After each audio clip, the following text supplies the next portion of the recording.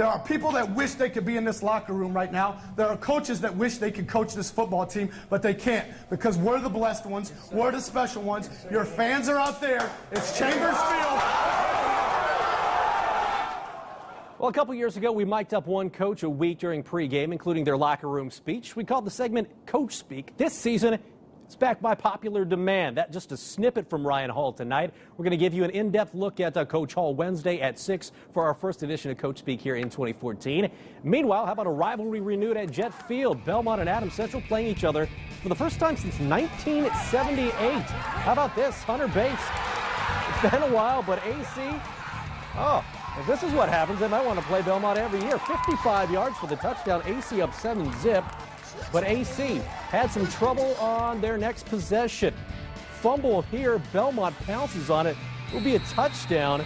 And Belmont on the scoreboard with some defense. Second quarter, how about some offense? Sebastian Seifring breaks away for the touchdown as Belmont beats Adams Central 45-13.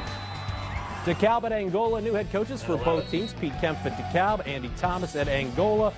First quarter, Harrison Price sacked by Robbie Honer right there.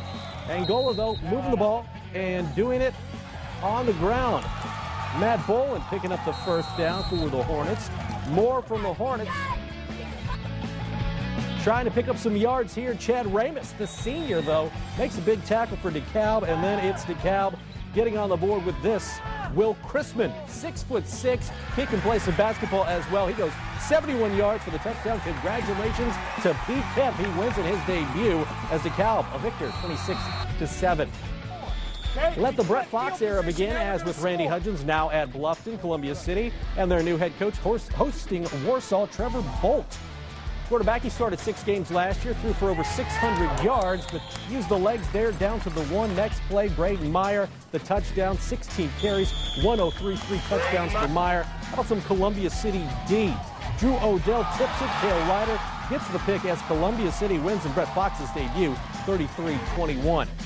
Up in Butler Eastside, opening the season with Woodland Warriors trying to replace all-time leading rusher Jalen Bennett. He rushed for over 2,300 yards last year. Who are they going to find to replace a guy like him? Well, maybe this guy. Sean Kitzmiller goes in for the touchdown. And Woodland up 35-19. How about Eastside? Jesse Eck. He'd make the all-interview team. He's a stud. He goes all the way back for an 87-yard kickoff return. But then it's Woodland doing it with the quarterback, Rick Ely. 6'5", and he can run a little bit.